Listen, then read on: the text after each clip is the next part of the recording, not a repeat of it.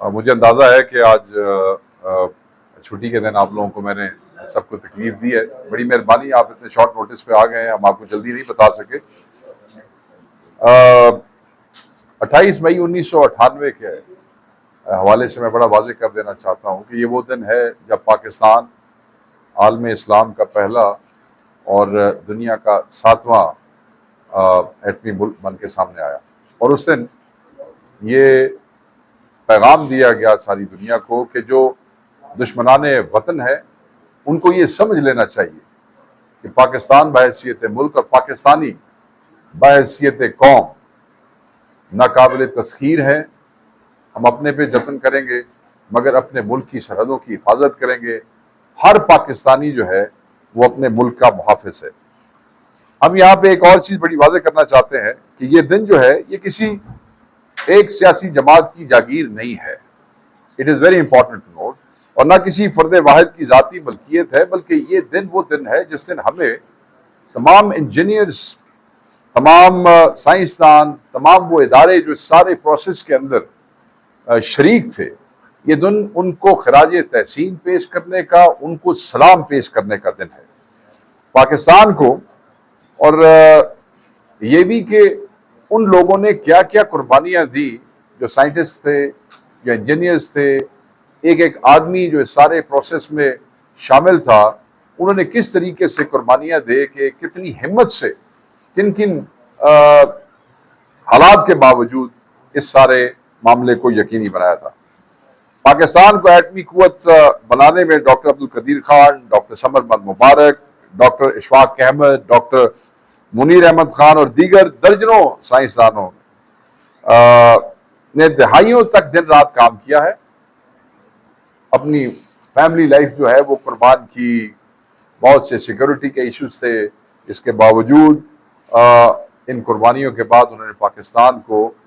ناقابل تسخیر جو ہے وہ بنا دیا. اور دشمنوں کے لیے ایک بڑا واضح پیغام تھا. ہم بحیثیت تحریک انصاف, بحیثیت پارٹی, ان عظیم سپوتوں کو سلام پیش کرتے ہیں جن کی اس کاوش اور اس محنت اور اس پروجیکٹ کی وجہ سے دشمنان وطن جو ہے وہ آج بھی اس ملک پہ حملہ کرنے سے گھبراتے ہیں اور دو دفعہ سوچتے ہیں. ہم یہ سمجھتے ہیں کہ خصوصاً ڈاکٹر قدیر کے حوالے سے جب انہیں مجبور کیا گیا تھا کہ آپ ٹی وی کے اوپر آ کے جو ہے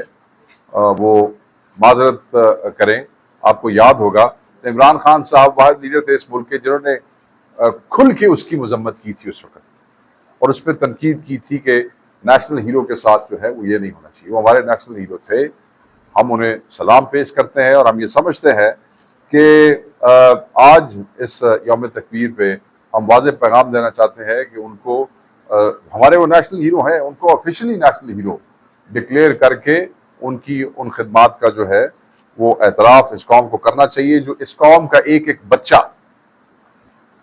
کرتا ہے, سمجھتا ہے. کچھ چیزیں اور بھی ہیں آج کے دن کے حوالے سے پارٹی کا یہ موقف ضروری تھا کہ میں آپ سے شیئر کرتا, اور وہ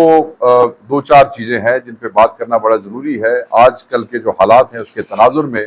دیکھیں, 26ویں ترمیم کا اس لیے ذکر کیے بغیر کوئی بھی پریشر مکمل نہیں ہو سکتا.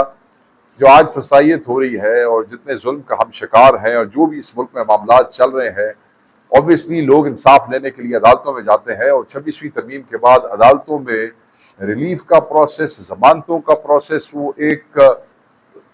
عجیب و غریب قسم کی سست روی کا شکار ہو چکا ہے, جس کا ذکر Pakistan Tehreek Insaf time to time کرتی آئی ہے, آپ کے ساتھ شیئر کرتی رہی ہے, احتجاج کرتے رہے ہیں. دیکھیں, 26ویں ترمیم بظاہر پاکستان تحریک انصاف یہ سمجھتی ہے کہ آئین کی قبر بن چکی ہے اور عدلیہ کی بے بسی کا مظہر ہے. اور ہمیں بڑی تکلیف ہوتی ہے کہ جس وقت ایگزیکٹو عدلیہ کو, ایگزیکٹو کا ایک افیکٹو کنٹرول آ جاتا ہے عدلیہ کے اوپر, اور وہ بالکل آئین کے جو بنیادی جو پرنسپلز ہیں وہ بالکل ان کے خلاف ہے. 26ویں ترمیم کے پاس ہونے کے بعد اس کے تحت جو ججوں کے تقرری کے فیصلے ہیں وہ ججوں کی تقرری نہیں ہے، وہ تو بظاہر ایسے معلوم ہوتا ہے، بلکہ اب تو ہمیں یہ فیل ہوتا ہے کہ جیسے وہ انصاف کی چوری ہو رہی ہے۔ آپ یہ دیکھیں کہ ہمیں عمران خان صاحب کے کیس کی تاریخ لگوانے کے لیے احتجاج کرنا پڑا اسلام آباد میں، پاکستان کی پارلیمنٹ کی، پاکستان کے چاروں صوبوں کے اندر جو ہمارے ایک تو پارلیمنٹیرینز جو نیشنل اسمبلی کے ممبر تھے، سینیٹرز، پروونشل اسمبلی پنجاب کے لوگ، جو پہلا احتجاج تھا اس میں پھر خیبر پختونخوا سے، ایون سندھ سے ہمارے لوگ جو ہے وہ کس بات کا احتجاج کر رہے تھے ہائی کورٹ کے سامنے؟ وہ اس بات کا احتجاج کر رہے تھے کہ جناب